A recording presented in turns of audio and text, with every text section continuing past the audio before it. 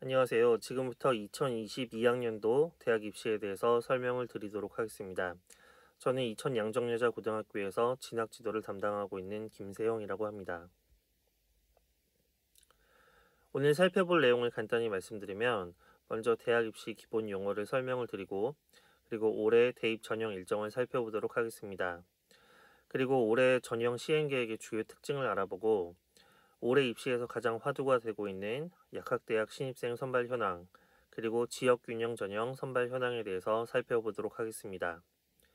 그리고 이어서 수시 전형 중에 학생부 위주 교과 전형과 학생부 위주 종합 전형, 그리고 논술 위주 전형에 대해서 간단히 설명을 드리고 정시의 수능 위주 전형에 대해서 설명드리도록 하겠습니다. 그리고 마지막으로 고3 담임 선생님들이 어떻게 진학 지도를 하고 있는지 간단히 설명을 드리도록 하겠습니다. 먼저 대학 입시 기본 용어에 대해서 말씀을 드리겠습니다. 수시 모집은 9월에 원서 접수를 하는 모집 전형을 수시 모집이라고 합니다. 수능 이전에 원서 접수를 하고 학생부 위주 전형이 대부분입니다. 그리고 3학년 1학기까지 완성된 학생부를 반영해서 학생을 선발하게 되고 6회까지 지원이 가능해서 최대 6개 대학에 지원을 할 수가 있습니다. 만약에 수시에서 한 개 대학이라도 합격하면 정시에 지원이 불가능합니다. 이것은 전문대도 포함이라서 수시에서 전문대학에 합격하더라도 정시 전형에서 4년제 대학에 지원할 수가 없습니다. 반면에 정시 전형은 12월 말에서 1월 초에 원서 접수를 하는 전형입니다. 수능 이후에 보기 때문에 수능 위주 전형이 대부분이고 3학년 2학기까지의 학생부가 반영이 됩니다. 정시 모집은 가군, 나군, 다군 이렇게 3개의 군으로 대학들이 묶여 있고 각 군별로 1개 대학씩 최대 3개 대학까지 지원이 가능합니다. 입시에서 교과라는 것은 교과 성적을 의미하는데요. 교과는 학교의 교과목 성적을 의미하고 지필평가와 수행평가 성적을 종합하여 산출하게 됩니다. 수시에서 교과 성적은 대부분 등급으로 반영이 되고 교과 등급은 1등급부터 9등급까지 9개의 등급으로 나눠져 있습니다. 1등급은 상위 4%까지, 2등급은 상위 11%까지, 3등급은 상위 23%, 4등급은 상위 40%, 5등급은 상위 60%, 6등급은 상위 77%, 8등급은 상위 96%, 그리고 9등급은 상위 100%까지를 이제 이렇게 등급으로 나누게 되고요. 그래서 전체 이수 학생 중에 본인의 성적이 어디에 해당하는가, 이제 그것에 따라서 이렇게 퍼센트별로 등급을 받게 됩니다. 이것을 좀 더 이해하기 쉽게 석차를 기준으로 말씀을 드리면 우리 학교 올해 3학년 학생이 대략 250명 정도 되는데요. 1등급은 전체 250명 중에 상위 4%인 이걸 석차로 계산을 하면 약 10등 정도가 되는데요. 그래서 상위 4%, 즉 1등부터 10등까지는 1등급을 받게 되고 11등부터 28등까지는 2등급, 29등부터 58등까지는 3등급 이런 식으로 등급이 매겨지게 됩니다.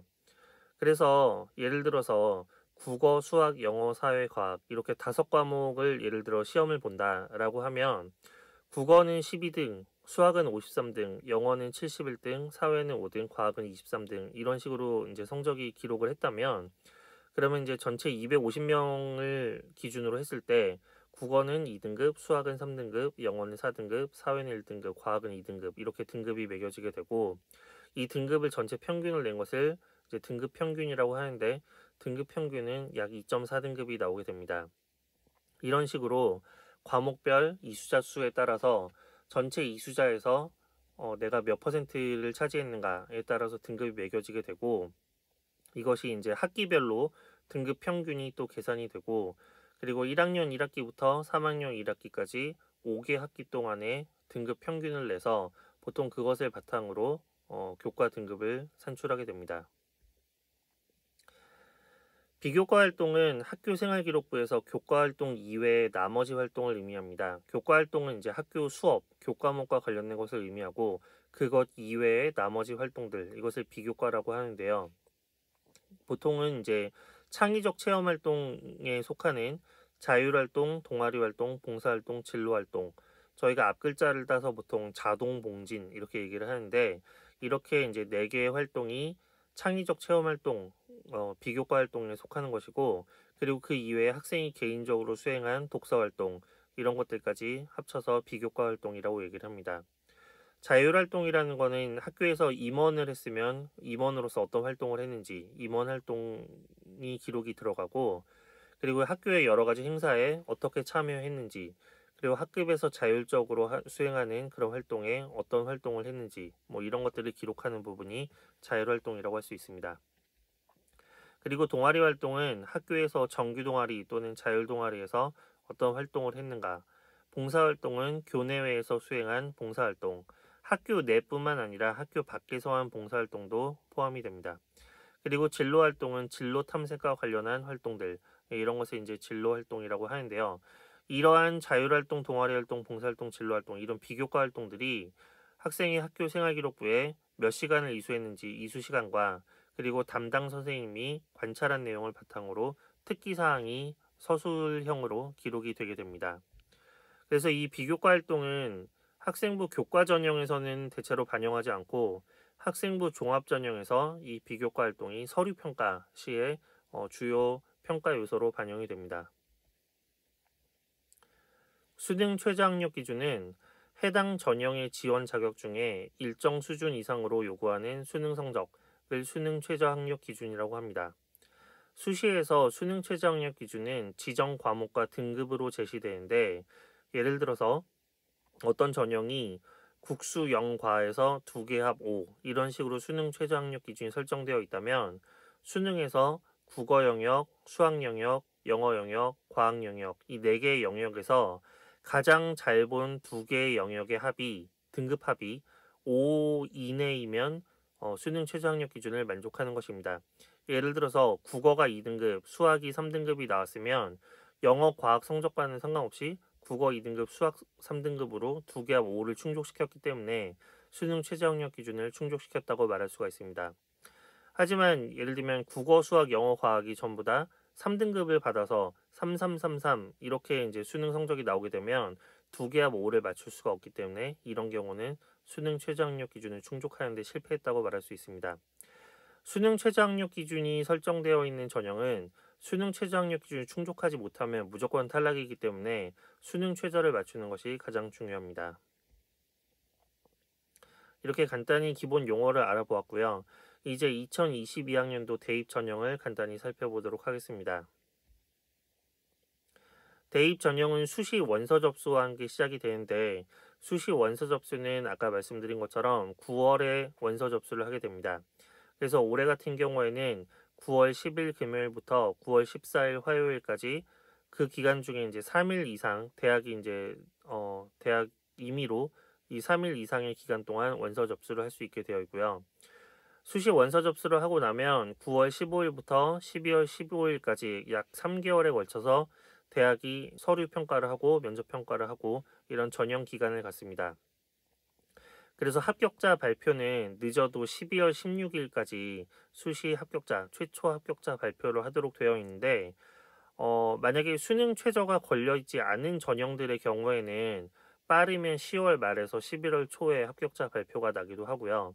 반면에 수능 최저 기준이 걸려있는 그런 전형들은 수능 성적이 발표된 이후에 합격자를 발표해야 하기 때문에, 수능 성적은 12월 10일 금요일에 통지를 하게 되어 있거든요.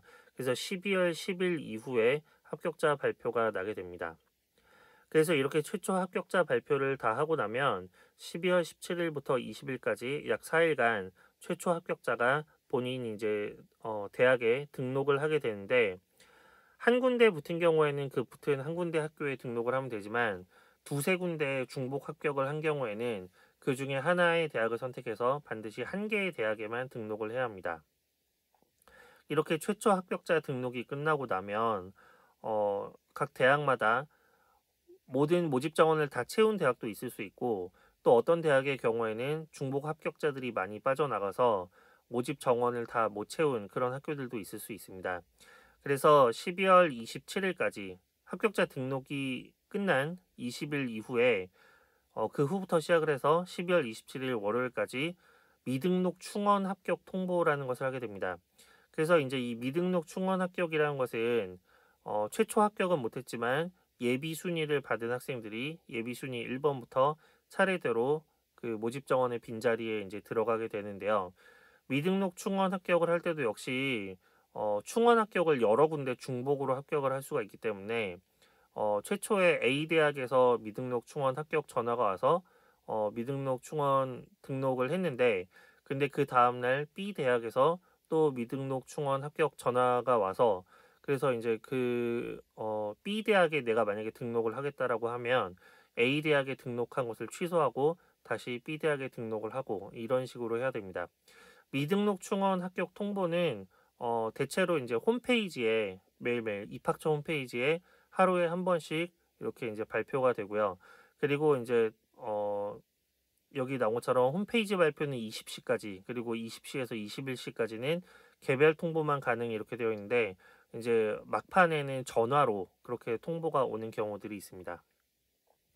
그래서 미등록 충원 등록이 12월 28일까지 마감이 되면 수시 모집이 끝나게 되고요. 그 이후에 곧바로 정시 모집이 시작이 됩니다. 그래서 정시 모집은 12월 30일부터 내년 1월 3일까지 이 기간 중에 3일 이상 각 대학별로 원서 접수를 실시하게 되고 역시 전형 기간이 있는데 가군, 나군, 다군, 군별로 약간의 차이가 있고요. 그래서 합격자 발표는 2월 8일, 합격자 등록은 2월 9일부터 11일까지 그리고 정시도 역시 마찬가지로 미등록 충원이 발생했을 경우에 미등록 충원 합격 통보를 2월 20일까지 이렇게 미등록 충원 합격 기간이 있고요. 그리고 미등록 충원 등록 마감이 2월 21일까지 하게 됩니다. 만약에 이 정시 모집까지 했는데도 모집 인원을 다 못 채우고 남는 인원이 있다면 2월 22일부터 추가 모집이라는 것을 실시해서 미등록된 인원을 모집을 하게 되는데 추가 모집은 모든 대학이 다 하는 것이 아니고 수시 정시를 다 치렀지만 여전히 모집 정원이 남아있는 학교들만 추가 모집을 하기 때문에 이 인원은 극히 소수라고 할 수 있습니다. 올해 수능 시행일은 11월 18일 목요일이고요. 수능 성적이 발표되는 날은 12월 10일 금요일입니다.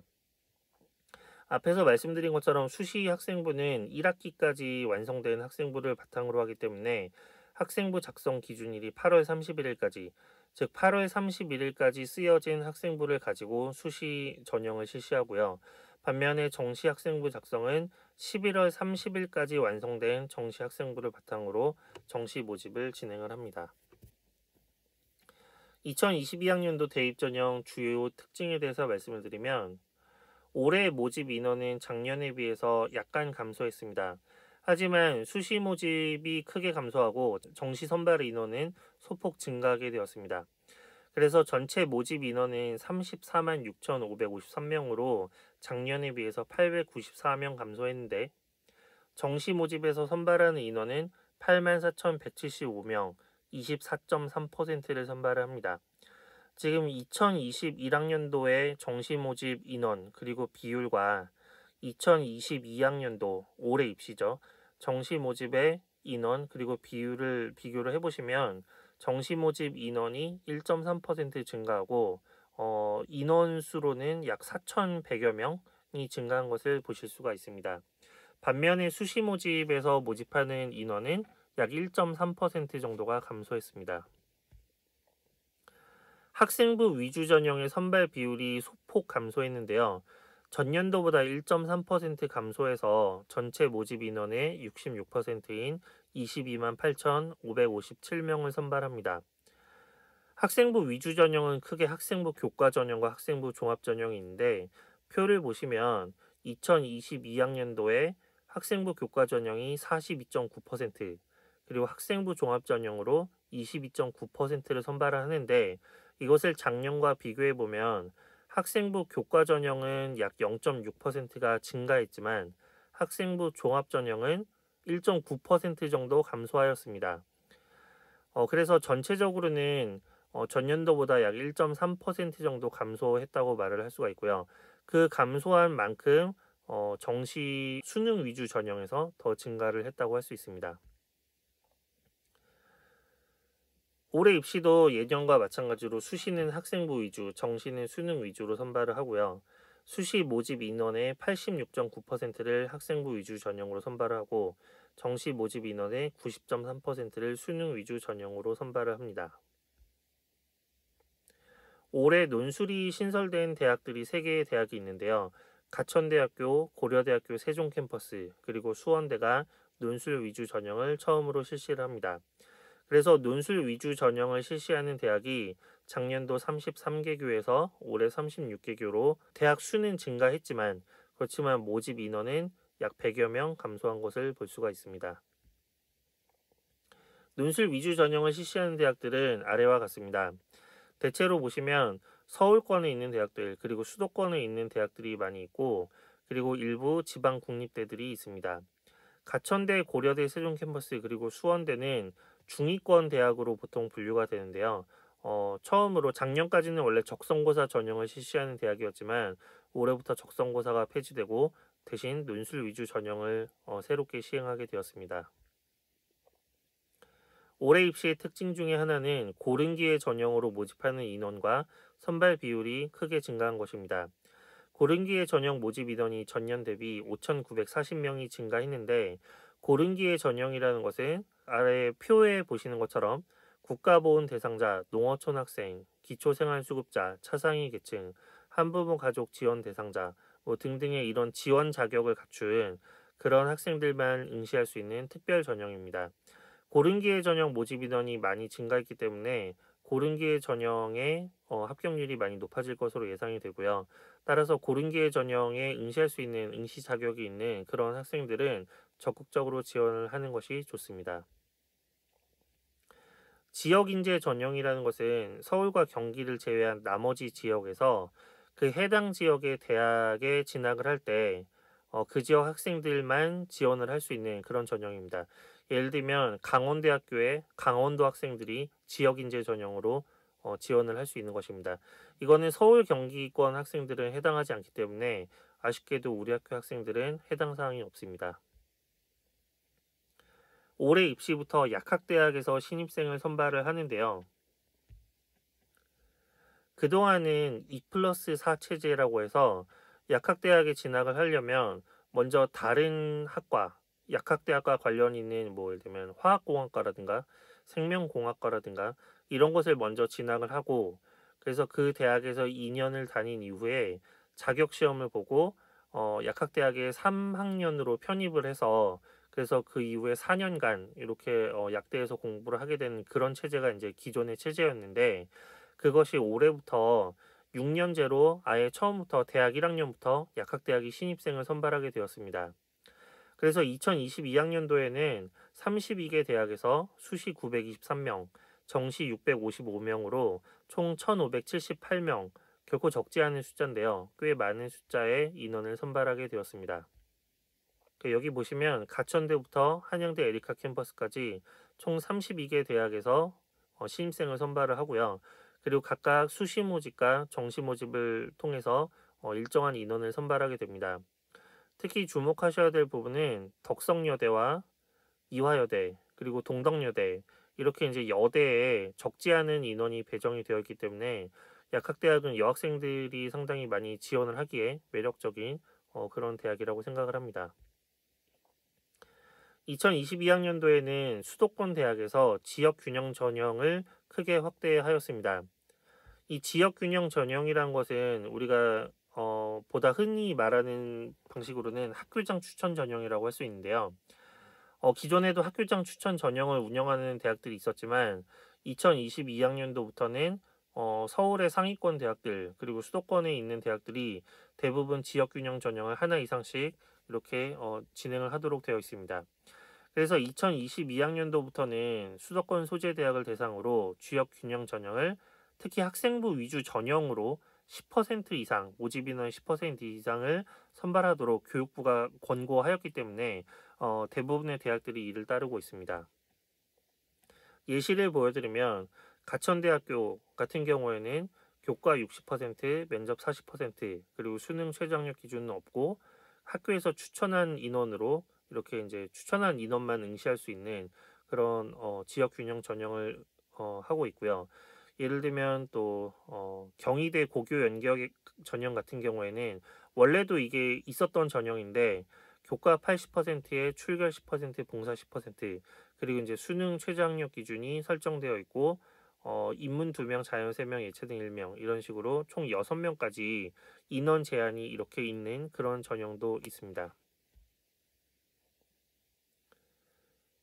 그 외에도 원래 기존에 없었지만 새로 생기게 된 그런 대학들이 많이 있고요. 네.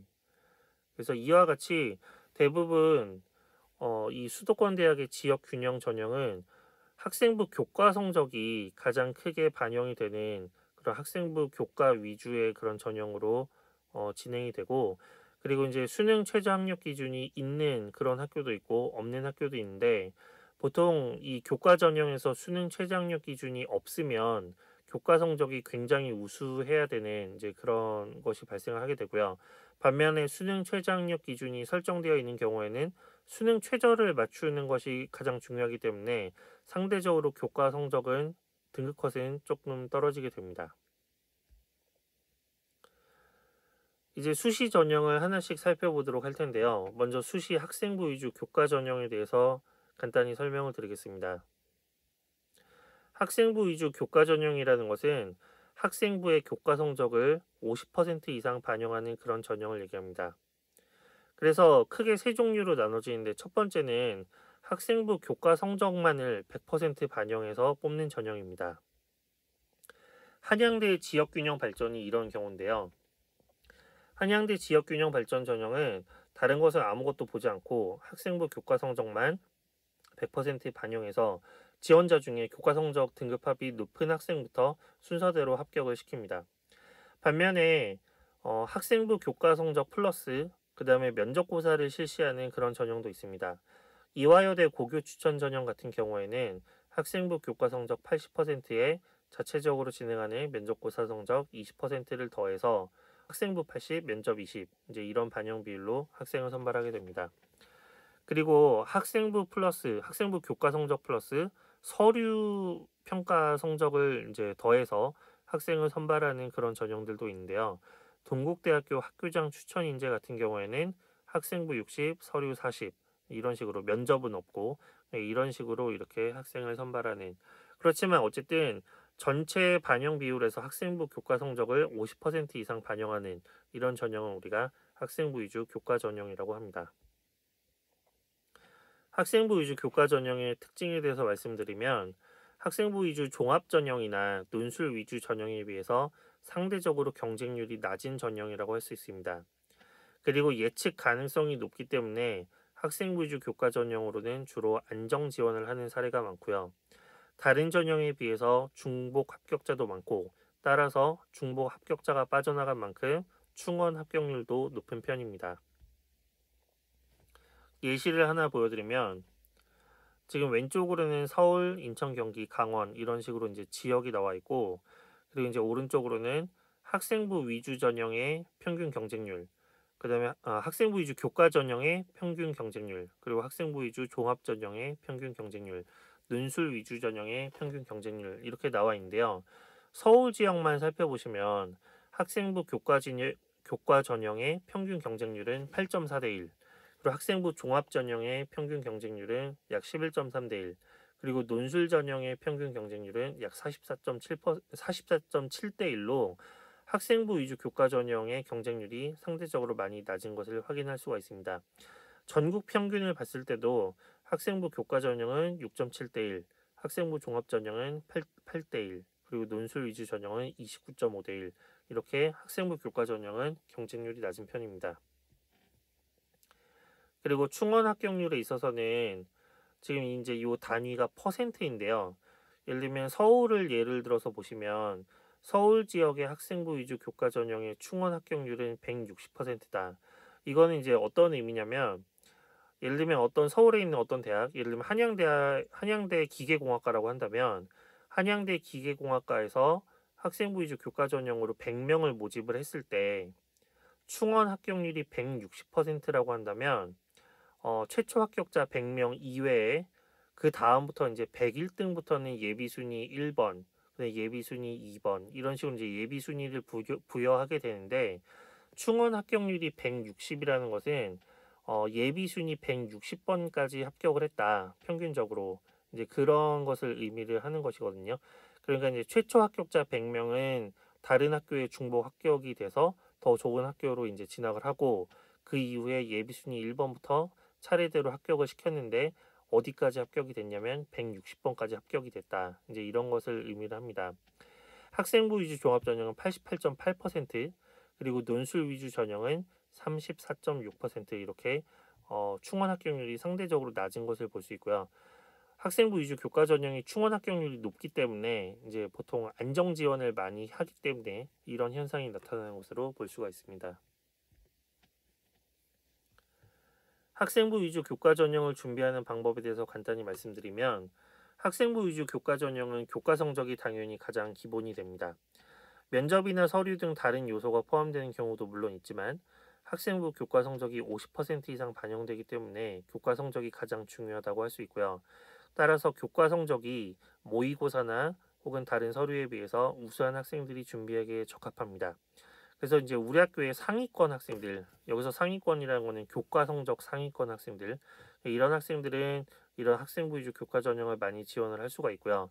그래서 또 대부분의 학생들이 성적이 상위권이 아니더라도 아까 말씀드린 것처럼 충원 합격이 많이 되기 때문에 안정 지원으로 교과 전형을 많이 지원을 하는 경우들이 많이 있습니다. 그리고 학생부 위주 교과 전형은 다른 전형에 비해서 수능 최저 학력 기준이 설정되어 있는 경우가 많습니다. 그래서 수능 최저 학력 기준을 맞출 수 있도록 수능 대비를 잘 하는 것이 중요하고요. 그런데 이제 전체적인 통계를 보면 대체로 수능 최저 학력 기준 충족률이 약 50%의 안팎이라고 해요. 이것은 이제 어떤 의미냐면 어떤 대학의 수능 최저 학력 기준이 설정되어 있는 전형에 지원한 학생들 중에 절반 정도는 수능 최저를 맞추고 약 절반 정도는 지원은 했지만 수능 최저를 못 맞춰서 탈락을 하게 되는 이제 그런 것이거든요. 그러면 예를 들면 그 전형이 뭐 경쟁률이 10대 1이라고 해도 실질 경쟁률은 수능 최저를 못 맞춰서 떨어지는 학생들이 약 절반 정도 되기 때문에 실질 경쟁률은 이제 5대 1 정도가 되는 거죠. 그래서 이렇게 생각을 하면 수능 최저 학력 기준이 설정되어 있는 학생부 위주 교과 전형은 실질 경쟁률은 당연히 더 낮다고 말을 할 수가 있고 따라서 수능 최저를 맞추게 되면 합격률이 굉장히 높이 올라갑니다.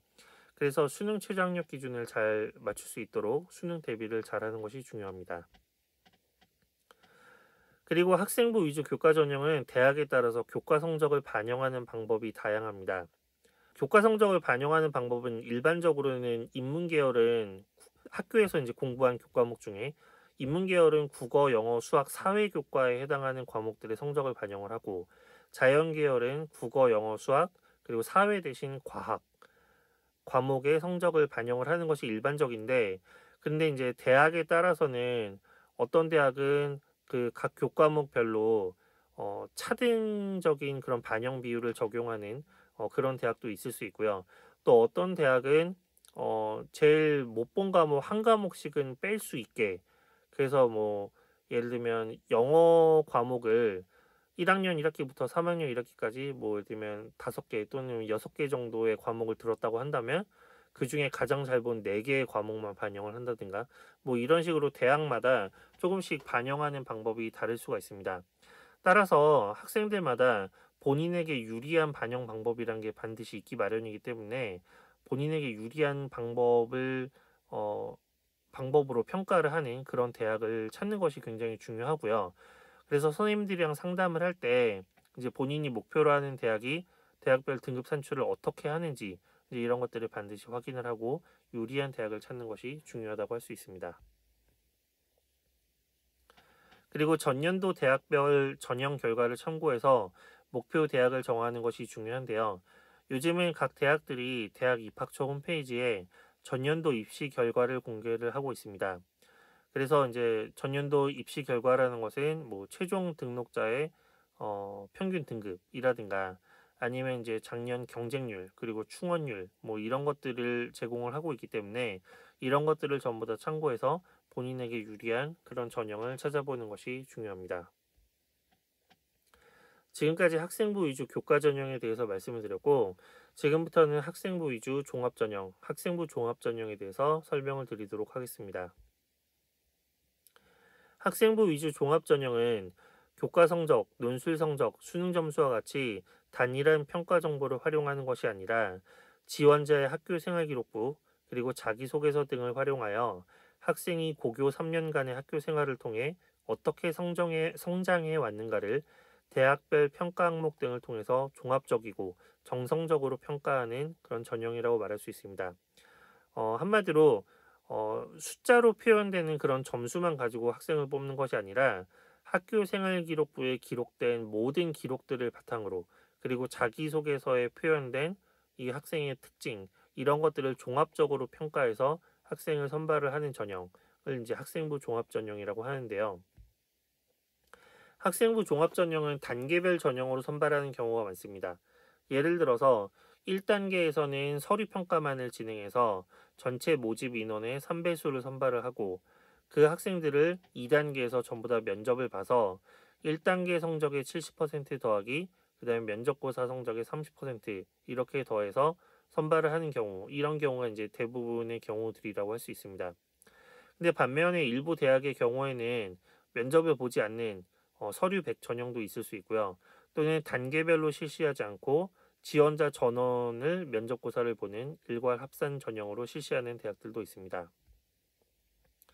그래서 예를 들어서 이제 크게 면접을 실시하는 대학과 면접을 실시하지 않는 대학이 있고요. 그 다음에 단계에 따라서 봤을 때 일괄 합산을 하는 대학, 이제 그런 대학들이 대표적으로 서울대 지역균형 전형이 있는데요. 서울대학교 같은 경우에는 지원자 전원의 서류 평가를 하고, 그리고 지원자 전원의 면접 평가를 합니다. 그래서 이 모든 것을 합산을 하고 또 수능 최저 학력 기준이 설정되어 있기 때문에 일정 기준 이상의 수능 성적을 맞아야 합격 가능성이 생기게 됩니다. 반면에 이제 단계별로 실시하는 전형들은 아까 말씀드린 것처럼 1단계에는 보통 서류 평가로 진행을 하고, 서류 평가를 통과한 3배수 정도의 지원자들이 2단계에서 면접고사를 보게 돼서 1단계 성적과 더해져서 선발이 되게 됩니다. 그래서 예를 들면 건국대 자기 추천 전형, 그리고 고려대 계열 적합형 전형, 이런 전형들은 수능 최저학력 기준이 없기 때문에 수능 성적과는 상관없이 서류 평가와 면접고사 성적으로 이렇게 선발이 되고요. 반면에 경희대 네오 르네상스 전형이나 고려대 학업 우수형, 이런 전형들은 이렇게 단계별로 전형을 실시하고 거기에 수능 최저학력 기준까지 설정이 되어 있기 때문에 수능 최저도 맞추고 그리고 이제 서류평가와 면접고사에서도 좋은 성적을 받아야 합격이 될 수 있습니다. 최근에 면접을 실시하지 않는 전형도 늘어나고 있는데요. 이런 전형들은 대부분 서류평가만을 바탕으로 학생을 선발하는 전형들입니다. 그래서 서강대 일반 전형, 성균관대 계열 모집, 학과 모집, 이런 전형들은 서류 100%로 학생을 선발하기 때문에 면접고사가 없고, 또 수능 최저학력 기준도 설정되어 있지 않기 때문에 학교 생활 기록부가 얼마나 충실하느냐, 그리고 자기소개서를 통해서 얼마나 자신을 잘 표현을 했느냐, 뭐 이런 것들이 주요 평가 요소가 되겠습니다. 반면에 이화여대 미래인재 전형 같은 경우에는 서류 100%로 선발을 하지만 수능 최저학력 기준이 설정되어 있는 전형이라고 할 수 있습니다. 서류 평가를 하는 방법은 대학마다 조금씩 차이는 있지만 대체로 약 4가지에서 5가지 정도의 평가 요소를 가지고 학생들을 평가하게 됩니다. 그래서 이제 가장 흔하게 사용되는 평가 요소는 건국대, 경희대, 서울여대, 연세대, 중앙대, 한국외대 등에서 이렇게 공동 연구를 통해서 확립한 그런 평가 요소인데요. 첫 번째로 서류 평가를 통해서 지원자의 학업 역량을 평가를 합니다. 학업 역량이라는 것은 학교 생활 기록부에 기록된 교과 성적과, 그리고 이제 그 교과 담당 선생님들이 기록한 과목별 세부 능력 특기사항, 이런 것들을 보고 학생이 얼마나 학업을 할 수 있는 그런 능력, 기초 수학 능력이 잘 갖춰져 있는가, 이런 것들을 평가하는 요소라고 할 수 있고요. 그 다음에 두 번째 평가 요소는 전공 적합성입니다. 그래서 지원한 전공과 관련돼서 이 관심과 이해도가 얼마나 높은가, 그리고 학교 생활을 통해서 어떠한 노력과 준비를 해왔는가, 이것을 역시 학교생활기록부에 기록된 내용들을 토대로 평가를 하게 됩니다. 세 번째는 인성인데요. 여기서 말하는 인성이라는 것은 뭐 착하다, 선하다 이런 이제 개인적인 인성을 얘기하는 것이 아니라 공동체의 일원으로서 얼마나 협업 능력이 뛰어나고 나눔과 배려를 한 경험이 얼마나 많이 있는가, 그리고 소통 능력이 얼마나 뛰어난가, 그리고 도덕성, 성실성 뭐 이런 것들을 평가하는 그런 요소라고 할 수 있습니다. 그리고 마지막으로 발전 가능성인데요. 발전 가능성은 이제 이 학생이 학교 생활 기록부에 기록된 것은, 그러니까 학교 생활 중에는 비록 이제 완전히 자신의 잠재력을 다 발휘하지 못했지만 이 학생이 만약에 더 좋은 환경에 또 이제 더 많은 기회를 얻었다면 얼마나 더 발전을 할 수 있을까, 뭐 이런 것들을 평가하는 것이라고 볼 수 있고요. 대체로 이제 이 발전 가능성에서 보는 부분은 자기 주도성, 경험의 다양성, 리더십, 창의적 문제 해결력 뭐 이런 것들을 평가하는 것이라고 볼 수가 있습니다. 그래서 대학들이 이러한 네 개의 평가 요소들을 이제 지표로 삼아서 학교 생활 기록부를 철저하게 분석을 해서 학생들을 이제 종합적이고 정성적으로 평가하는 방식, 이것이 학생부 종합 전형이라고 할 수 있습니다. 이렇게 서류 평가를 통과하고 나면 면접 평가가 있는 그런 전형에서는 이제 2단계에서 면접 평가를 실시하게 되는데요. 면접 평가를 하는 방식은 크게 서류 기반 면접과 제시문 기반 면접이 있습니다.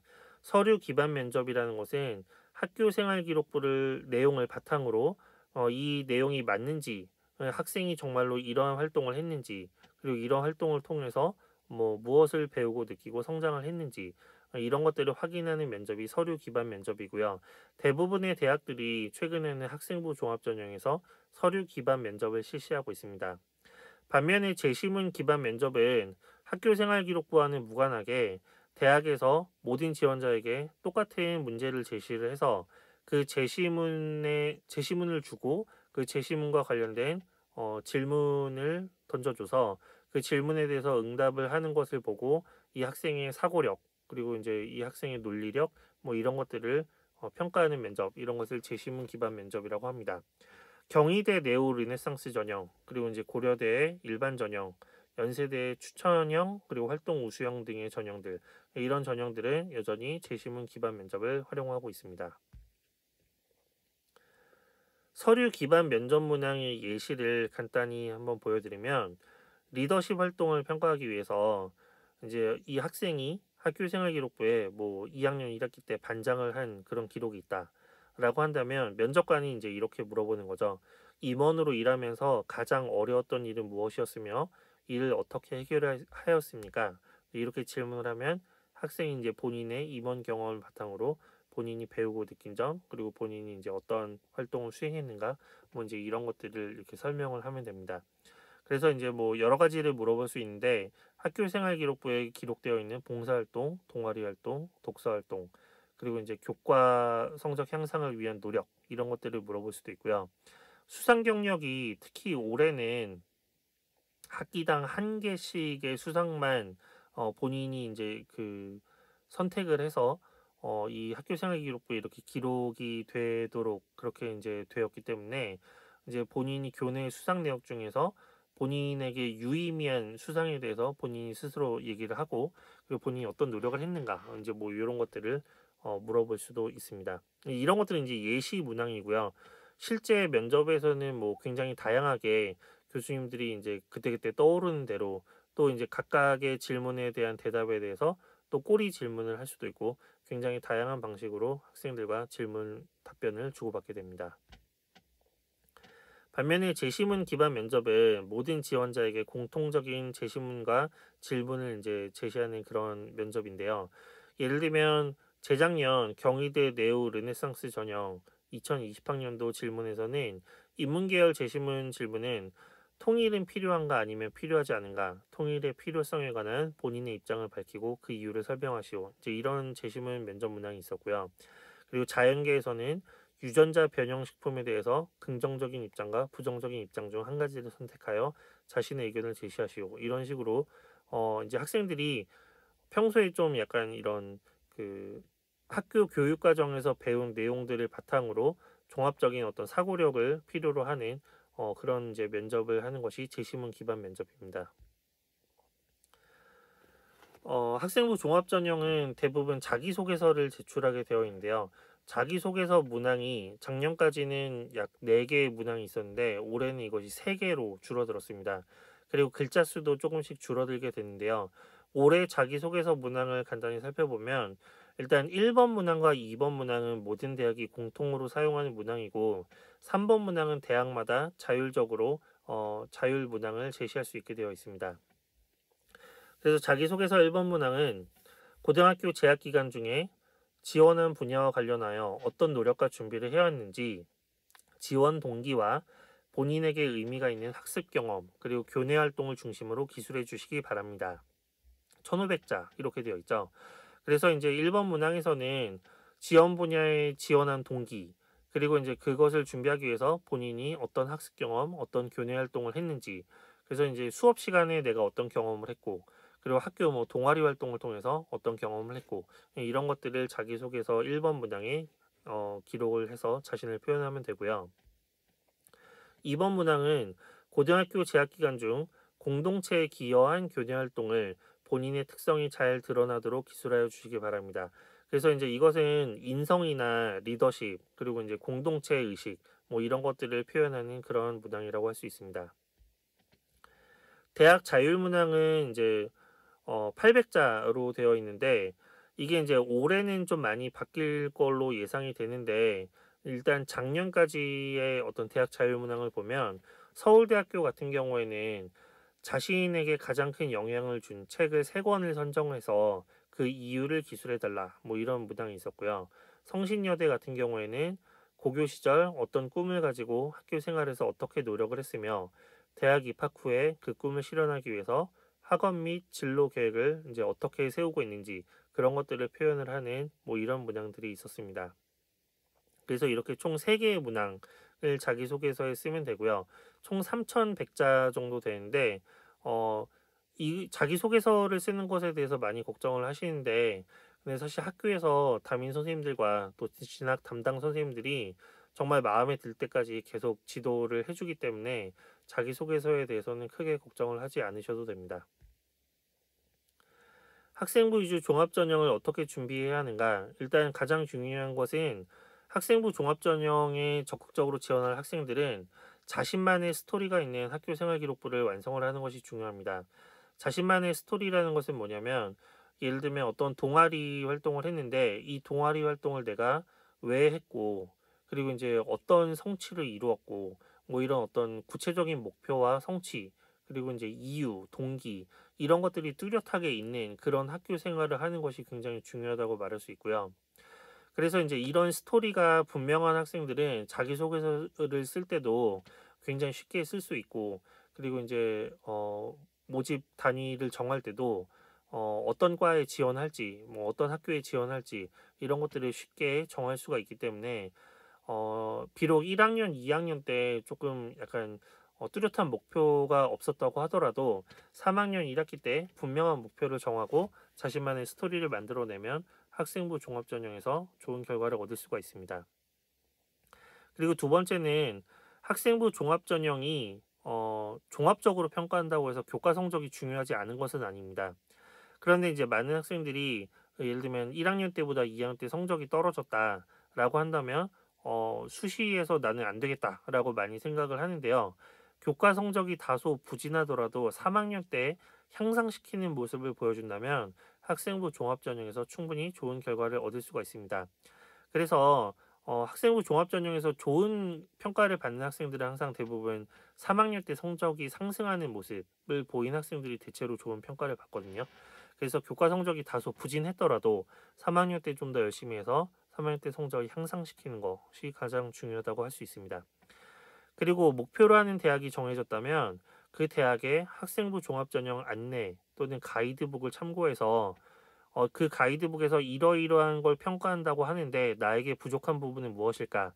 이런 것을 찾아서 3학년 1학기 때 비교과 활동을 조금 더 한다든가 아니면 교과 성적을 특정 과목의 성적을 좀 더 올린다든가 이런 식으로 본인의 부족한 부분을 보완을 한다면 좀 더 좋은 결과를 얻을 수가 있습니다.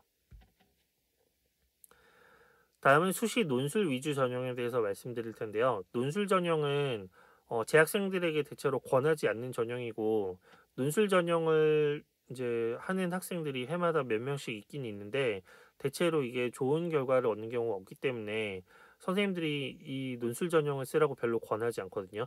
그래서 이제 이 논술 전형은 조금 간략하게 그렇게 살펴보고 넘어가도록 하겠습니다. 먼저 전국의 논술 전형을 실시하는 대학은 전국에 36개 대학인데요. 경기대학교는 인문계열만 실시하기 때문에 인문계열은 36개 대학, 그리고 자연계열은 경기대를 제외한 35개 대학에서 논술 위주 전형을 실시합니다. 지역별로 보시면 서울 지역의 대학이 가장 많고요. 그다음에 이제 경기권 대학 일부 대학, 그리고 이제 지방에 있는 대학들은 이렇게 강원, 세종, 충남, 대구, 부산, 울산에 각각 1개 대학씩 논술 위주 전형을 실시하고 있습니다.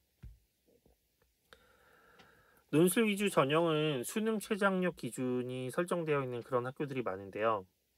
예를 들어서 인문계열을 예로 들면 연세대학교나 한양대학교는 수능 최저학력 기준이 미적용되어 있지만, 중앙대학교는 국어, 수학, 영어, 사회과학 중에 3개 합이 6 이상, 그리고 한국사가 4등급 이상, 그리고 건국대는 국어, 수학, 영어, 사회과학 한 과목 중에 2개 합이 4등급 이내, 한국사가 5등급 이내, 뭐 이런 식으로 수능 최저학력 기준이 설정되어 있습니다.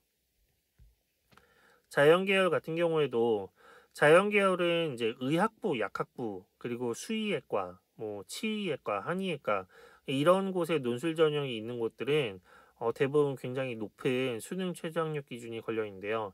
예를 들어서 중앙대학교 의학부, 약학부의 수능 최저학력 기준을 보면 국어, 그리고 수학의 괄호치고 미, 기 이렇게 되어 있는데, 이게 이제 수학 선택 과목 중에 확률과 통계는 안 되고 미적분이나 기하를 선택을 해야 된다는 거죠. 그래서 미적분 또는 기하 이렇게 이제 표시가 된 거고요. 그리고 영어와 과학 과목. 그래서 요 과목들, 요 영역들 중에서 4개 합이 5니까 이제 3개는 1등급이 나오고 1개 정도 2등급이 되면은 이제 수능 체제를 만족을 하는 게 되겠죠. 이런 식으로 중앙대 의학부, 약학부 뭐 이런 이제 의예과나 아니면 건국대 수의예과 이런 수의예과 이런 곳은 굉장히 높은 수능 최저학력 기준이 걸려 있다는 것을 반드시 확인하셔야 됩니다. 인문계열의 논술은 이제 어떤 논술을 하는가? 저희가 논술이라고 하면 단순하게 이제 자신의 생각과 주장을 쓰는 글쓰기를 하는 걸로 많이 생각을 하시는데, 요즘 논술은 사실 글쓰기 능력만 중요한 것은 아니고 제시문을 잘 이해하는 능력이 굉장히 중요합니다.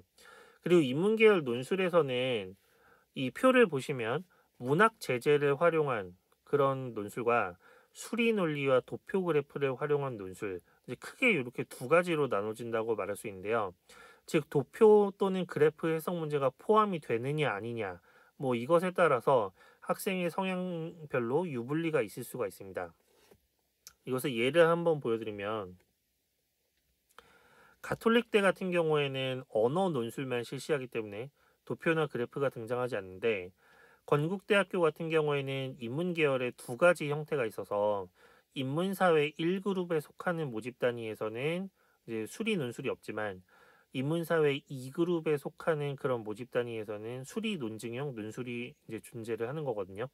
그래서 여기서 이제 수리 논술을 보는 그런 인문계열 학과들은 대체로 경영대라든가 아니면 뭐 사회과학 계열이라든가 아니면 뭐 경제학과라든가 뭐 이런 데서는 이제 수학 능력이 어느 정도 필요하기 때문에 수리적 분석을 유하는 자료를 주고 논리적 사고력, 문제 해결 능력을 평가하는 수리 논술을 실시합니다. 언어 논술의 예시를 하나 보여드리면, 이거 가톨릭대 모의 논술 전형 가이드북에서 가져왔는데요. 위에 문항을 보시면 가 제시문을 참고해서 나의 바슐라르와 다의 필자가 행복을 실현한 공통적인 방법이 무엇인지 설명하시오. 띄어쓰기 포함해서 300에서 350자, 20점 이렇게 이제 부여가 되어 있는데, 300에서 350자면 사실 그렇게 긴 글쓰기가 아니죠. 굉장히 이제 짧은 글쓰기라고 할 수 있고, 여기서 중요한 거는 이제 가 제시문의 내용을 잘 이해를 하고, 그리고 나 제시문과 다 제시문에서 가가 어떻게 연결이 되느냐, 뭐 이런 것들을 이제 종합적으로 논리적으로 사고를 하는 것이 굉장히 중요하다고 말할 수가 있습니다. 그래서 이제 가 제시문 행복의 어떤 기준에 대한 얘기가 나와 있고, 나 제시문에서는 프랑스 철학자가 이제 어떤 식으로 자신의 마음의 평화를 유지를 했는가. 그리고 다 제시문에서는 어 제시문에서 말하는 필자가 말하는 행복의 비결, 뭐 이런 것들을 이제 이 세 가지를 연결을 해서 본인의 생각을 얘기를 하는 거, 이런 것이 이제 언어 논술이라고 할 수 있고요. 반면에 이제 인문사회 계열 2, 아까 얘기했던 수리 논술, 도표와 그래프가 제시되는 논술은 이제 이런 형태가 나옵니다. 이거는 이제 고등학교 교육 과정에서 경제 단원에서 경제 과목에서 배우는 그런 내용인데, 뭐 복잡해 보이지만 문제 맨 마지막을 보시면 수요의 가격 탄력성을 구하시오. 이건 이제 경제 시간에 배우는 내용이거든요. 그래서 이제 이런 기초적인 그런 그래프, 뭐 이런 것들을 해석할 수 있는 능력이 있는가, 뭐 이제 이런 것들을 물어보는 그런 논술, 이런 것들도 역시 인문 계열에서 수리 논증형 논술이라고 이렇게 나오게 됩니다. 인문 계열 논술고사는 수능 전에 실시하는 학교가 4개 학교가 있고요. 그 수능 이후에 대부분 실시를 해서 뭐 이렇게 건국대, 경희대를 시작으로 뭐 이렇게 수능 이후에 논술을 대부분 보고 있습니다. 자연계열 논술 유형은 대부분의 대학이 수리 논술, 수학 문제를 푸는 수리 논술만 실시를 하는데, 과학 논술을 실시하는 학교도 일부 있습니다. 그래서 과학 논술을 실시하는 대학은 건국대, 그리고 경희대 의학계열, 성균관대, 연세대, 중앙대 등이 과학 논술을 실시를 하고요. 의학계열 같은 경우에는 수리 논술도 보고 과학 논술도 보는 그런 대학들이 다수 있습니다. 그래서 이제 오른쪽 표를 보시면 자연계열의 논술고사를 이제 유형별로 분류를 해보면 이렇게 통합 논술, 수리 논술 뭐 이렇게 존재하고요. 그리고 이제 수리 플러스 과학이냐 아니면 또 의학 논술이냐, 울산대 의예과 같은 경우에는 아예 생명과학 플러스 의료윤리, 뭐 그리고 영어 제시문까지 활용해서 이게 굉장히 어려운 논술 시험을 보는 것으로 이렇게 분류가 되어 있습니다. 자연계열 논술 출제 원칙과 방향을 잠깐 보시면 뭐 전부 다 뭐라고 되어 있냐면 통합 교과형 수학 2문제, 그리고 전부 다 고등학교 교육 과정에서 다루는 개념, 고등학교 과정을 벗어난 그런 문제를 내는 것은 아니고요. 고등학교 교육 과정에서 배우는 그런 수학 문제를 푸는 그런 이제 논술 문제가 되겠고요. 동국대 출제 원칙과 방향을 보시면 맨 마지막에 15줄 범위 정도의 답안 분량 2문제, 27줄 정도의 답안 분량 1문제, 뭐 이런 식으로 이제 구체적으로 약 어느 정도의 분량을 요구하는 문제인지까지가 이렇게 나와 있습니다. 그래서 이제 동국대 논술 모의평가의 예시로 나온 건데요. 이런 식으로 수학 문제를 정말 서술형 문제를 풀듯이 그렇게 이제 풀이 과정을 서술하시오, 이렇게 되어 있는 이런 논술들, 이런 게 이제 자연 계열의 수리 논술입니다. 자연계열 논술고사 역시 수능 이전에 실시하는 학교들도 있긴 있지만 대부분 수능 이후에 실시하고 있습니다. 저희가 논술 위주 전형이 어렵다고 생각하는 이유, 그리고 학생들에게 별로 권하지 않는 이유는 첫 번째로 경쟁률이 굉장히 높기 때문이죠. 서울 평균 경쟁률이 44.7대 1, 그리고 전국 평균 경쟁률이 약 29.5대 1 정도가 되기 때문에 굉장히 좁은 문이기 때문에 저희가 별로 권하지가 않고요. 그리고 논술 위주 전형은 졸업생 지원자가 다수기 때문에 이건 졸업생을 위한 전형이다, 그렇게 보시는 게 맞겠습니다. 그래서 이제 논술 위주 전형을 굳이 선택하는 학생들은 교과 성적은 낮지만 수능 성적은 상대적으로 높은 학생들, 이런 학생들이 논술 위주 전형을 지원을 하는 것이 맞는데, 우리 학교 학생들의 경우에는 대부분 교과 성적이 더 높고 수능 성적이 상대적으로 좀 더 낮은 편이기 때문에 논술 위주 전형을 굳이 선택할 필요가 대부분 거의 없습니다. 그럼에도 불구하고 내가 학생부 교과 성적이 부족하기 때문에, 많이 부족하기 때문에, 그리고 종합 전형에 대한 준비를 전혀 안 했기 때문에 나는 그럼에도 불구하고 서울 지역 대학을 가고 싶어서 논술 전형을 치르겠다라고 한다면, 그렇다면 일단은 우선 수능 최저 학력 기준을 고려하는 것이 첫 번째인데요. 대부분의 논술 전형이 수능 최저가 설정이 되어 있기 때문에 본인이 수능 최저를 어느 정도까지 맞출 수 있는가, 이런 것을 바탕으로 논술 전형을 선택을 해야 하고요. 그리고 두 번째는 대학마다 논술 문제 유형이 아까 보여드린 것처럼 다 다르기 때문에 자신에게 유리한 유형을 찾아서 목표 대학을 선택하는 것이 중요합니다.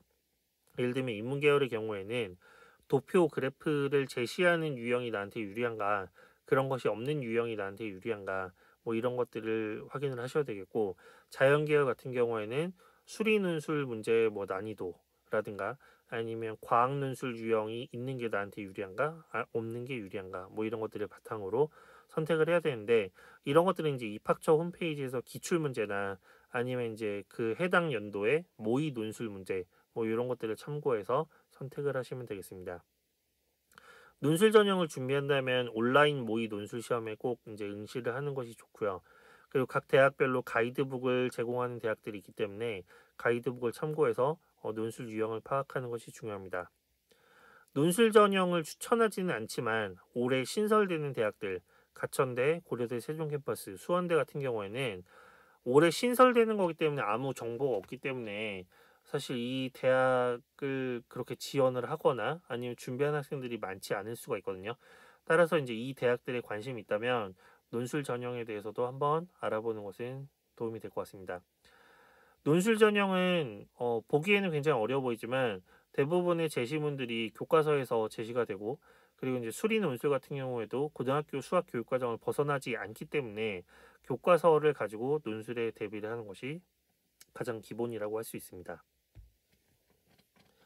지금까지 수시 전형에 대해서 알아보았고요. 그 다음 정시 수능 위주 전형에 대해서 알아보도록 하겠습니다. 올해 정시 모집 전체 모집 인원 대비 24.3%를 선발을 하고요. 특히 서울권 대학 같은 경우에는 좀 인원수가 많이 증가해서 전년도 대비 약 3,200명 정도 정시 모집으로 선발하는 인원이 증가했습니다. 정시 모집은 대부분의 대학이 수능 성적을 전형 요소로 사용을 하고요. 하지만 의학 계열이나 사범 계열, 교육 계열, 그리고 군사 계열 등 일부 모집 단위에서는 인적성 면접을 보거나 아니면 군사 계열처럼 체력 검정을 전형 요소로 실시하는 그런 대학들도 있을 수 있습니다. 올해 수능이 작년도에 비해서 약간의 변경 사항들이 있는데요. 첫 번째는 국어와 수학 과목이 선택 과목이 신설이 됐습니다. 작년에는 국어는 문과 학생이든 이과 학생이든 다 똑같이 국어 시험을 봤는데, 올해는 물론 이제 문이과 구분이 있는 것은 아니지만 공통 국어 문항이 있고, 그리고 화법과 작문과 언어와 매체 이 둘 중에 하나를 선택을 해서 선택 문항을 따로 보게 되어 있습니다. 수학도 보통 문과 학생은 수학 나형, 이과 학생은 수학 가형 이런 식으로 이제 선택을 원래 했었는데, 올해부터는 선택 과목이 세 가지가 돼서 공통 수학 플러스 확률과 통계 또는 미적분 또는 기하 이 세 가지 중에 하나를 선택하게 되어 있는데요. 보통 이제 일반적으로 문과 학생들, 그러니까 인문 계열로 지원할 학생들은 확률과 통계를 선택을 할 것으로 그렇게 예상이 되고요. 반면에 자연 계열, 특히 이제 서울 소재 대학들, 중상위권 이상 상위권 대학들의 자연 계열을 지원하는 학생들은 그 해당 대학들이 반드시 미적분 또는 기하 중에 하나를 선택을 하도록 그렇게 지정이 되어 있기 때문에 자연 계열 학생들은 미적분이나 기하 중에 하나를 선택해서 응시를 해야 합니다. 그리고 사회 과목과 과학 과목은 구분 없이 두 과목을 선택을 할 수 있게 되었는데요. 이거에 이제 작년까지는 학생들이 사회 탐구 또는 과학 탐구 이렇게 선택을 해서 사회 중에 두 과목, 과학 중에 두 과목 이렇게만 볼 수 있지 사회 한 과목, 과학 한 과목 이렇게는 볼 수가 없었거든요. 근데 이제 올해부터는 사회 한 과목, 과학 한 과목을 보는 것도 이론적으로는 가능해졌습니다. 하지만 이제 그렇게 보는 것이 대학을 응시하는 데 있어서 크게 메리트는 없기 때문에 대부분의 학생들은 어쨌든 예전처럼 사회에서 두 과목, 과학에서 두 과목 보통 이렇게 선택을 할 것으로 보여지긴 합니다. 제2외국어 과목과 한문 과목은 절대 평가로 변경이 되었는데요. 그 전까지는 상대 평가였기 때문에 이게 이제 찍기를 잘해서 예를 들면 한두 문제를 더 맞추면 등급이 올라가는 막 이런 현상이 있을 수 있었는데, 올해부터는 이제 그 원점수를 바탕으로 절대 평가로 변경되었기 때문에 제2외국어를 굳이 선택을 해서 찍기를 하고 이런 것이 별로 크게 의미가 없어졌습니다. 올해 수능 성적표 예시를 잠깐 보여드리면 수능 성적표에 이제 이런 것들이 나옵니다. 그 수험 번호, 이름, 생년월일 뭐 이런 것들이 이렇게 나오게 되고요. 아래쪽에 성적이 나오는데 수능 성적은 어떻게 표시가 되냐면 일단 국어 영역, 수학 영역, 그리고 탐구 영역은 표준 점수, 백분위, 그리고 등급 이렇게 세 가지가 표시가 됩니다. 표준 점수라는 거는 100점 만점이 아니고요. 이게 이제 그 전체 응시자의 성적 대비 내 점수가 얼마나 뛰어나냐, 뭐 혹은 얼마나 낮으냐, 뭐 이런 것들을 이제 표현을 하는 겁니다. 그래서 이제 이 예시에서 봤을 때 국어 영역 같은 경우에 이 심청희 학생이 표준 점수가 133점인데요. 표준 점수가 100점이면 국어 응시자 중에 이제 중간을 딱 한 거고요.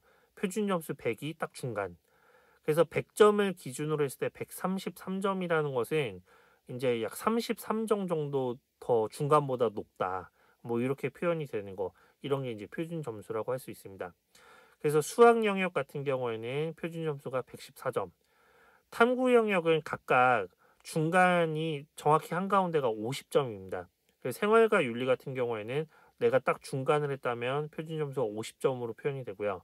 그리고 이제 50점을 기준으로 내가 플러스 14점 정도 더 이제 높은 상위권에 위치해 있다.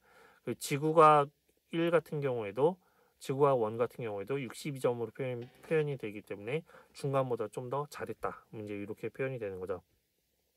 이렇게 표준 점수를 활용하는 이유는 선택 과목이 다양하고 선택 과목마다 응시자 수가 전부 다르기 때문에 원점수만 가지고 점수를 표현을 하면 상대적으로 더 그 난이도가 높은 과목 혹은 또 상대적으로 응시자 수가 더 많은 과목 뭐 이제 이런 과목들 간의 어떤 유불리 뭐 이런 것들을 표현할 수가 없기 때문에 이렇게 표준 점수로 표현을 하게 됩니다. 그래서 이제 표준 점수의 최고점이 높다라는 것은 보통 이제 그 과목이 매우 어려웠다, 난이도가 높았다라는 걸 의미를 하고요. 반대로 표준 점수의 최고점이 낮다라는 것은 그 과목이 상대적으로 좀 쉬웠다라는 것을 보통 의미합니다.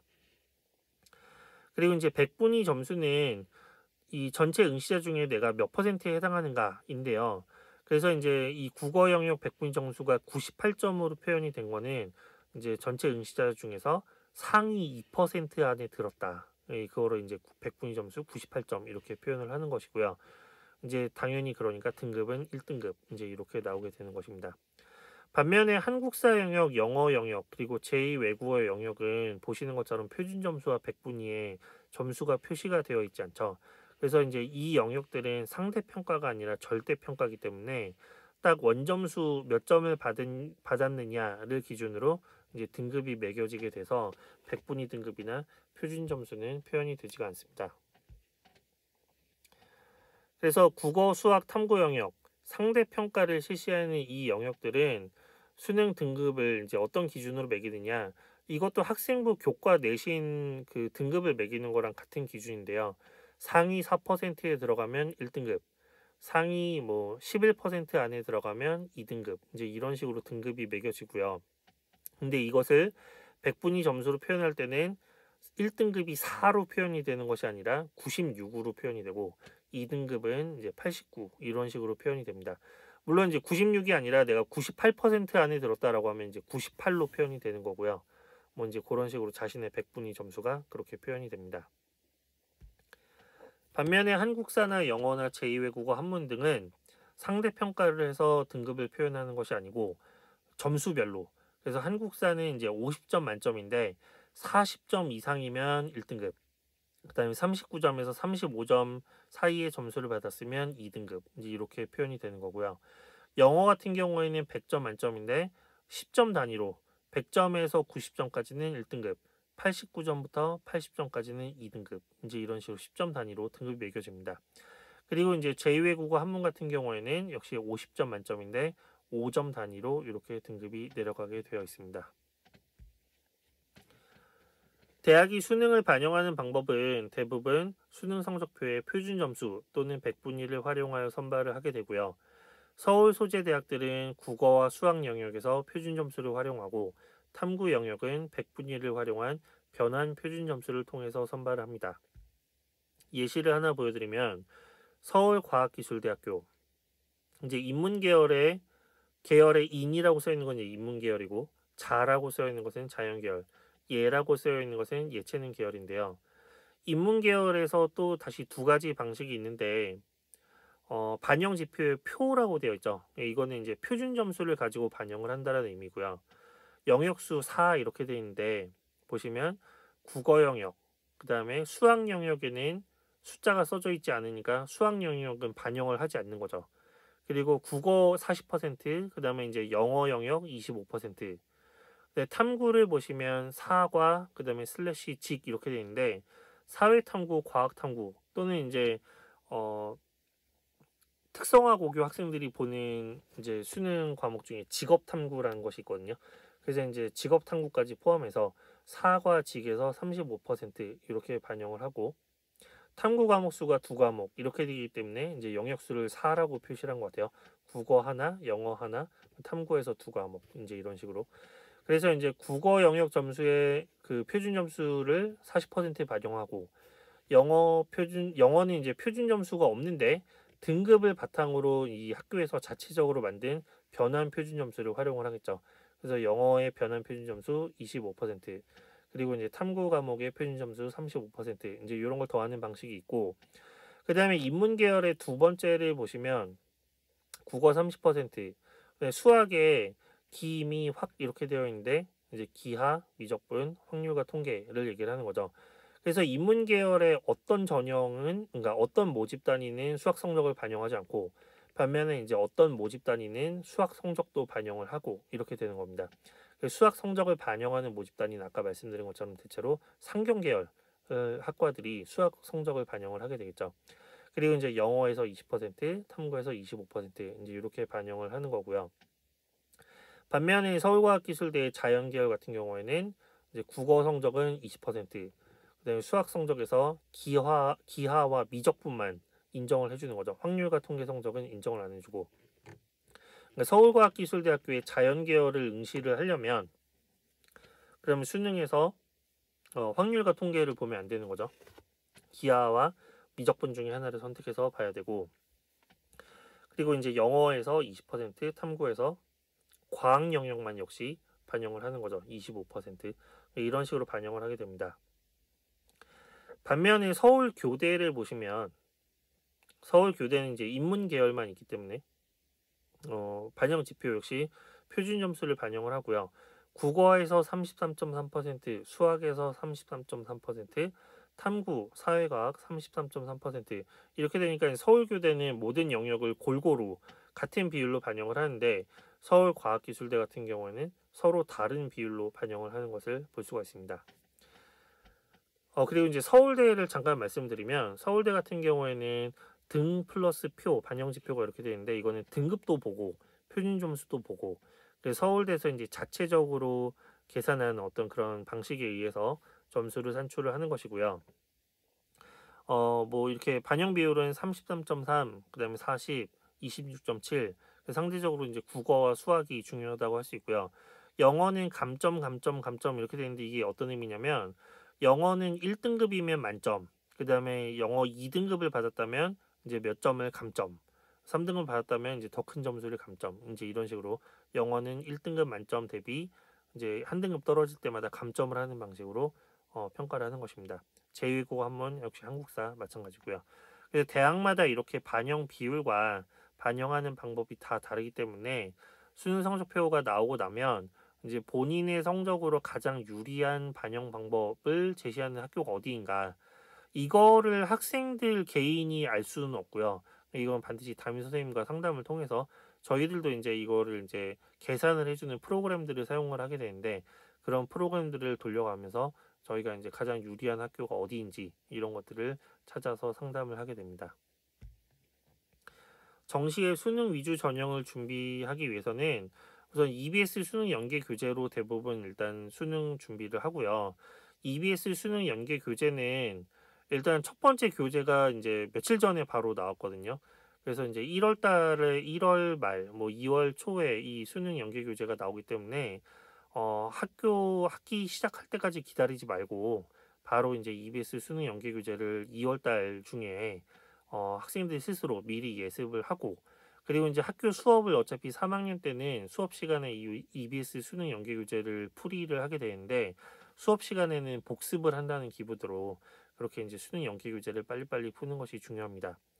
이 양이 굉장히 많아요. EBS 수능 연계 교재가 과목별로 다 뭐 2권, 3권씩 문제집이 나오기 때문에 이 문제집을 다 풀려면 굉장히 양이 많기 때문에 연계 교재가 나오자마자 바로바로 푼다는 기분으로 미리 예습을 하는 것이 굉장히 중요하고요.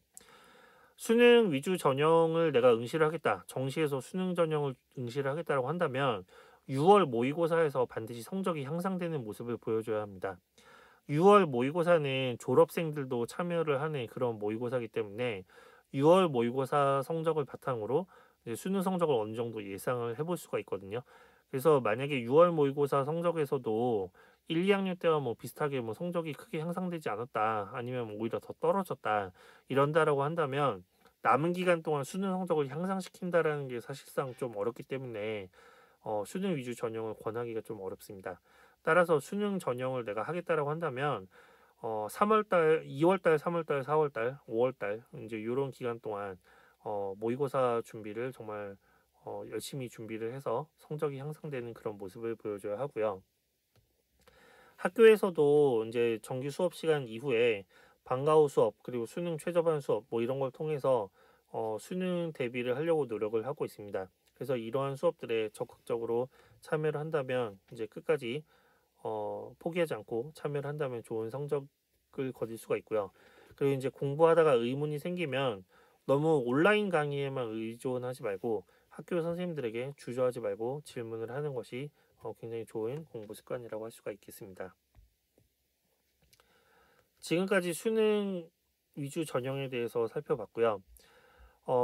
이제 짧게 고3 담임 선생님들이 어떤 생각을 하고 있고 고3 담임 선생님들은 이제 어떤 식으로 1년을 학생을 이렇게 지도를 하는가 이런 것들을 저희가 간단히 설명을 드리겠습니다.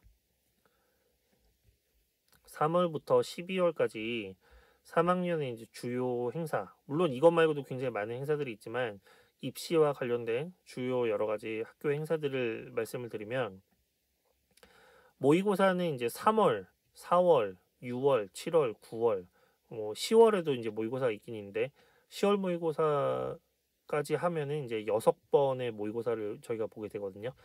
그래서 이제 3월 같은 경우에는 3월 전국 연합 학력 평가를 이제 그 3월 초에 보고요. 그리고 이제 3월 말부터 1학기 방과 후 학교가 시작이 됩니다. 방과 후 학교는 대부분 이제 수능에 대비하기 위한 이제 그런 이제 보충 수업이라고 말할 수 있고요.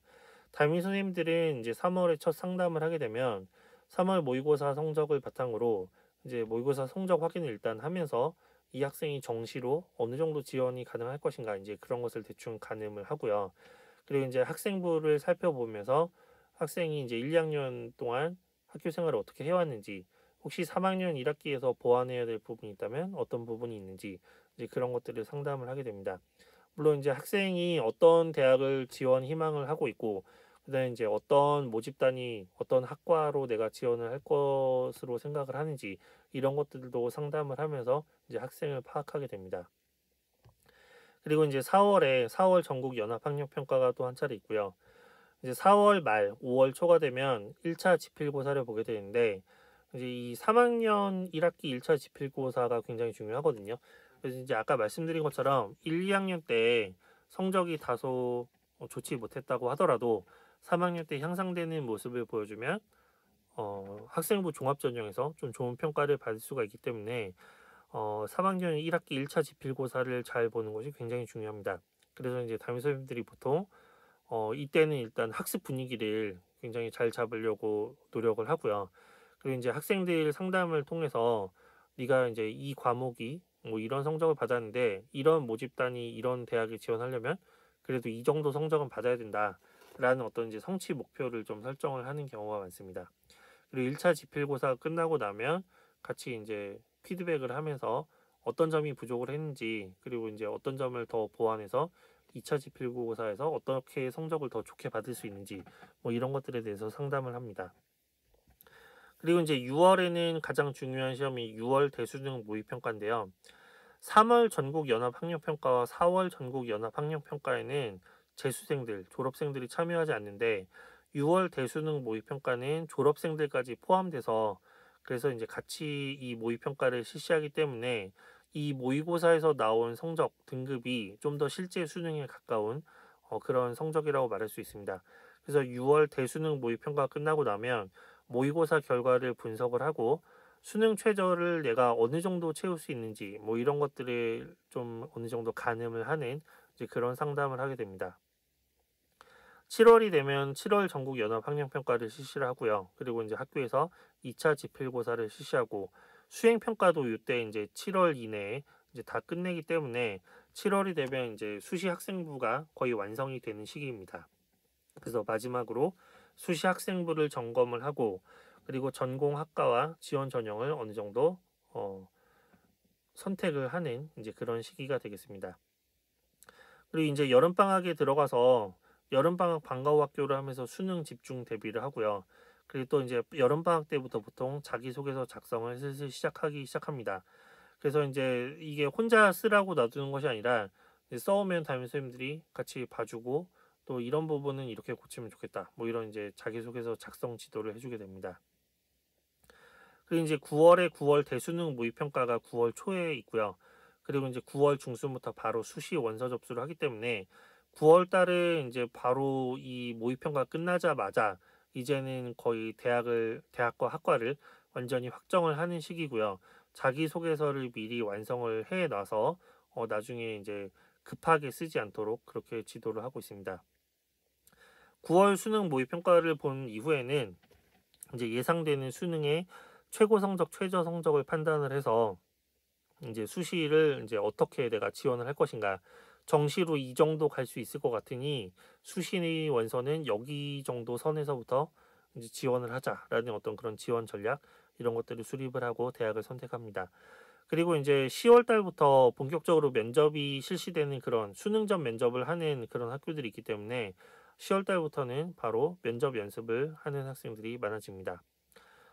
이 면접 연습도 혼자 하는 게 아니고요. 이 담임 선생님들이 또 진학 담당 선생님들이 다 붙어서 1대1로 지도를 해주고 있습니다. 11월에 대학 수학능력 시험이 11월 이제 중순에 있고요. 그리고 이제 그 이후에 또 곧바로 수능 후에 면접고사들 뭐 이런 것들이 있기 때문에 수능 전까지는 일단 이제 수능 실전 연습과 그다음 심리적 안정, 컨디션 유지 이제 이런 것들을 하고요. 그다음에 이제 수능이 끝나자마자 바로 수능 이후 면접 그리고 이제 뭐 12월에 들어가면 이제 수시 발표가 나기 시작하고요. 합격자 발표 그리고 등록을 하고 이제 학교에서는 2차 지필고사가 수능 이후에 곧바로 있고요. 그리고 이제 정시 상담을 바로 이제 시작을 하게 돼서 정시 지원을 하는 학생들 이제 이런 상담까지 하게 되면 이렇게 3학년 진학 지도를 마치게 됩니다. 고3 담임 선생님들은 어떤 식으로 생각을 하냐면 일단 우리 학교 같은 경우에는 여러 전형들 중에서도 특히 수시 학생부 교과 전형 그리고 학생부 종합 전형을 중심으로 지도를 합니다. 아까 얘기한 것처럼 논술 위주 전형은 경쟁률이 높기도 하고 이건 졸업생들에게 유리한 전형이기 때문에 별로 권하지 않고요. 정시 수능 위주 전형 같은 경우에도 수능 위주 전형으로 더 좋은 대학을 갈 만한 학생들이 거의 없습니다. 왜냐하면 교과 내신 성적이 좀 더 대부분 좋고 수능 성적은 그에 비하면 낮은 학생들이 많기 때문에 정시 수능 위주 전형에서 그렇게 좋은 결과를 기대할 수 있는 학생들이 많지 않기 때문에 수시 학생부 교과 전형과 학생부 종합 전형을 중심으로 지도를 하고 있습니다. 그래서 수시 6번의 지원 횟수 중에 예측 가능성과 충원율이 높은 학생부 교과 전형을 상대적으로 이제 안정 지원 카드로 활용을 하고요. 그 다음에 6회 중에 약 4회 혹은 3회 정도는 학생부 종합 전형의 소신 지원 또는 상향 지원을 해보는 그런 식으로 저희가 보통 일반적으로 상담을 하고 있습니다. 모의고사 성적을 바탕으로 실제 수능 성적을 어느 정도 예측을 해서 물론 이걸 정확하게 맞출 수는 없지만 이제 수능을 잘 봤을 경우 혹은 수능을 못 봤을 경우 대충 이제 어느 정도 수능 성적이 나오겠다 이런 것들을 저희가 예상을 해서 정시 지원으로 합격할 수 있는 대학은 수시에서 굳이 지원을 할 필요 없기 때문에 그것보다 약간 상향으로 수시 지원을 하고 있고요.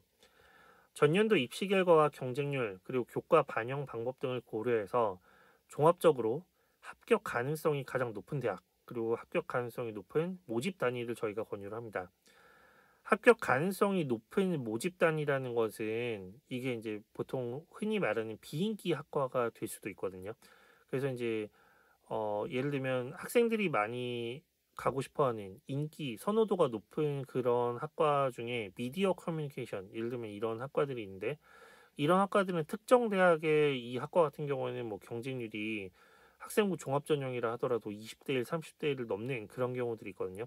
그래서 이렇게 경쟁률이 너무 높은 그런 모집 다니는 선생님들이 별로 이렇게 권유하지 않고요.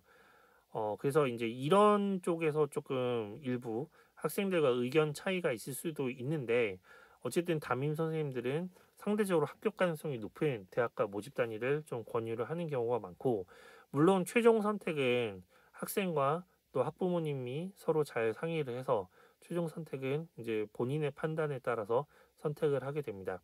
근데 이제 담임 선생님들은 대체로 통계적으로 가능성이 높은 대학과 모집 단위를 권유를 하는 편입니다.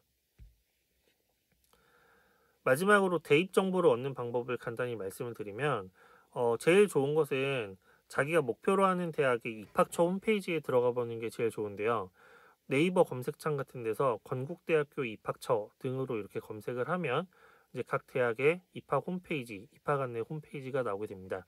그래서 그 입학 안내 홈페이지에 들어가 보시면 이제 모집 요강이라든가 뭐 아니면은 뭐 어떤 논술 가이드북이라든가 뭐 이런 이제 각종 안내서, 안내 자료들이 많이 있습니다. 또 이제 전년도 입시 결과를 볼 수도 있고요. 그리고 이제 충원 합격률 뭐 이런 것들도 알 수가 있기 때문에 대학 입학처 홈페이지에 꼭 들어가 보시는 것이 좋고요. 네, 대학교육 한국대학교육협의회 줄여서 대교협이라고 하는데 대교협에서 운영하는 대입 정보 포털 어디가라는 사이트가 있습니다. 그래서 이 어디가 사이트에 들어가시면 모든 대학의 입시 결과 그리고 모든 대학의 학생부 종합전형 평가 기준 뭐 이런 것들을 다 살펴볼 수가 있습니다. 그래서 이 어디가에도 좋은 자료가 많이 올라오고요. 그다음에 서울시 교육청에서 운영하는 서울 진로 진학 정보센터라는 사이트가 있는데요. 이 사이트에 들어가시면 서울시에서 이제 이 진로 진학 정보센터에서 진로 진학만 전문으로 담당하시는 선생님들이 이제 철저하게 분석을 해놓고 이제 뭔가 도움이 될 만한 그런 이제 가공된 자료들이 많이 올라오거든요. 그래서 이 서울 진로 진학 정보센터에 올라와 있는 자료들을 읽어보시는 것도 도움이 되겠습니다. 만약 이런 것들이 좀 너무 어렵게 느껴지시면 학교에 방문을 하시거나 아니면 이제 전화를 통해서 학급 담임 선생님과 또는 진학 담당 선생님과 상담을 하시는 방법이 있습니다. 지금까지 2022학년도 대학 입시에 대해서 간단히 설명을 드렸고요. 철저한 준비를 통해서 이 학생들을 저희가 잘 지도를 하도록 하겠습니다. 그래서 학기 말에 함께 웃으며 합격의 기쁨을 함께 나누기를 기원하겠습니다. 지금까지 경청해 주셔서 감사합니다.